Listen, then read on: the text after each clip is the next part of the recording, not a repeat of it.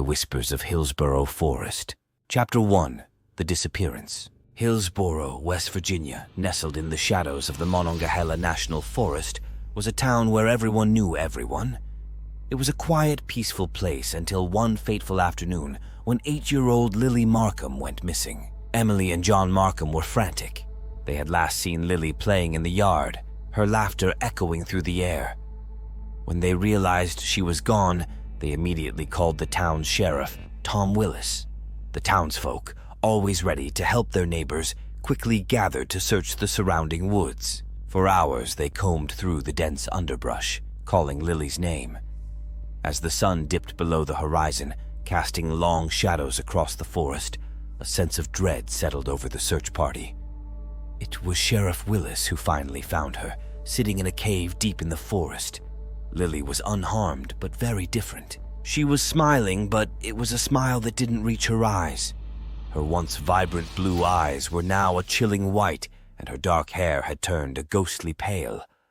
She seemed to recognize no one, not even her parents, who wept with relief and terror as they embraced her. "What happened, sweetheart?" Emily asked, her voice trembling. Lily's smile widened, but she said nothing. The silence was more unsettling than any words she could have spoken. The townsfolk murmured among themselves, whispering about curses and spirits that were said to haunt the forest. Sheriff Willis cleared his throat. "We need to get her checked out. Let's take her home and call Dr. Jenkins." The Markhams nodded, their minds racing with questions. As they left the cave, Emily glanced back one last time, her heart pounding with an unshakable sense of foreboding. Chapter 2. Strange Occurrences. Back at home, Dr. Jenkins examined Lily, but found nothing physically wrong with her. "She's healthy, but the shock might have caused some temporary changes," he suggested, though he couldn't explain the change in her appearance. Days turned into weeks, and Lily's strange behavior continued. She no longer played outside or interacted with her friends. Instead, she would sit for hours, staring blankly at nothing, her eerie smile never faltering.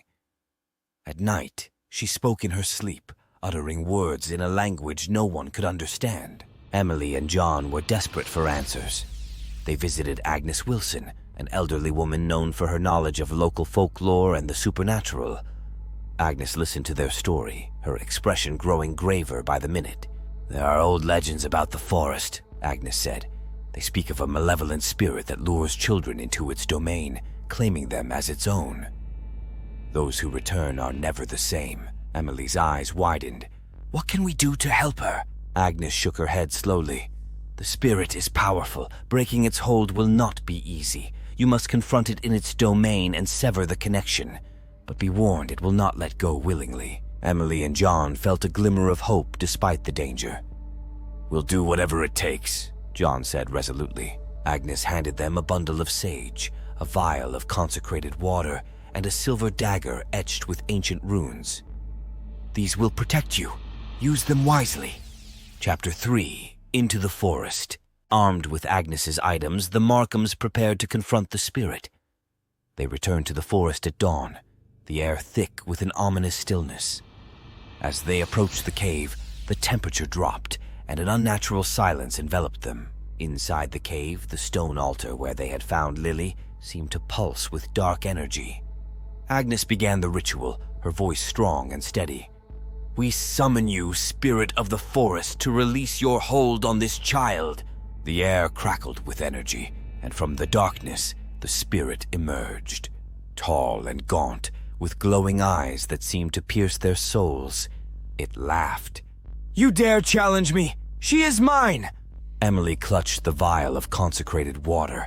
"You can't have her! She's our daughter!" The spirit's eyes flashed with fury. "Foolish mortals, you cannot defy me!" Agnes raised the silver dagger. "We have the strength of love and light on our side." With a hiss, the spirit lunged at them. Agnes thrust the dagger forward, but the spirit swatted her aside like a rag doll.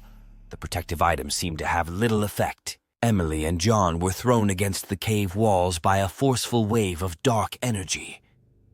"Now, Emily!" Agnes shouted, her voice weak but determined. "Use the water!" Emily scrambled to her feet and poured the consecrated water onto the altar. The carvings sizzled and smoked, but the spirit only laughed louder. Your efforts are futile! In a final, desperate act, Agnes chanted a powerful incantation, her voice echoing off the stone walls. The spirit shrieked in pain, momentarily weakened, and the Markhams seized the opportunity to grab Lily and flee the cave. Chapter 4. The Calm Before the Storm. For a while, it seemed as if the worst was over. Lily's eyes and hair began to return to their natural color, and she seemed more like her old self. However, Emily couldn't shake the feeling that something was still very wrong. Lily often spoke of dreams filled with shadows and whispered voices. Emily tried to comfort her, but the fear in her daughter's eyes was undeniable. The Markhams continued to perform the protective rituals Agnes had taught them, but the sense of dread lingered. One evening, Emily found Lily drawing strange symbols on the floor with a piece of chalk. "What are you doing, sweetie?" she asked, her voice shaking. Lily looked up with a vacant expression. "He told me to finish the drawings." Emily's heart sank. "Who told you?" Lily's eyes darkened. "The one who found me." Emily hugged her tightly, fighting back tears. "It's just a dream, sweetheart. You're safe now." But deep down, Emily knew the battle was far from over. The spirit's presence was still there, lurking in the shadows, waiting for the right moment to strike. Chapter 5. The Descent. As the days passed, Lily's behavior grew more erratic.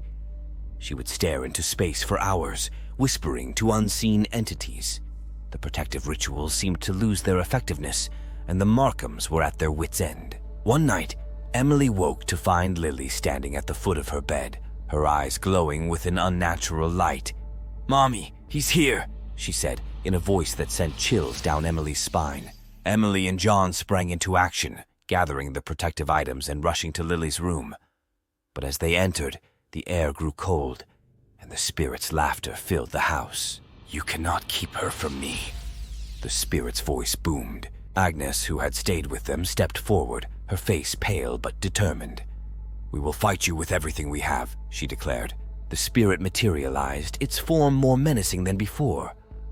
"You are powerless against me," it sneered. Agnes raised the silver dagger, but the spirit was too fast. It knocked the dagger from her hand and lunged at her, throwing her against the wall. Emily and John tried to shield Lily, but the spirit's strength was overwhelming. With a chilling laugh, the spirit reached for Lily. "She is mine!" it roared. Emily screamed as the spirit enveloped Lily in a dark mist.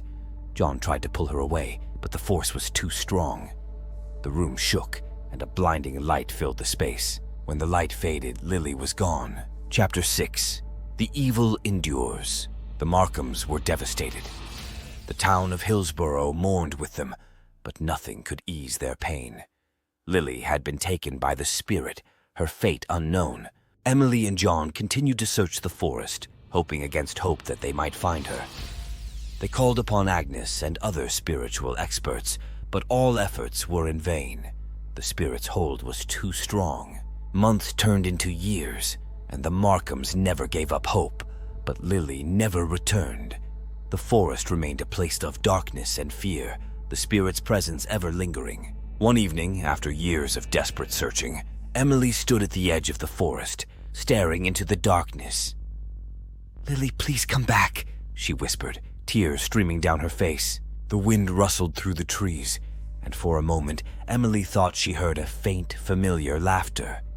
Her heart ached with longing and fear. John joined her, placing a comforting arm around her shoulders. "We can't give up," he said softly. "We have to keep trying." Emily nodded, though a part of her knew the truth. The spirit had claimed Lily, and its evil would never be fully vanquished.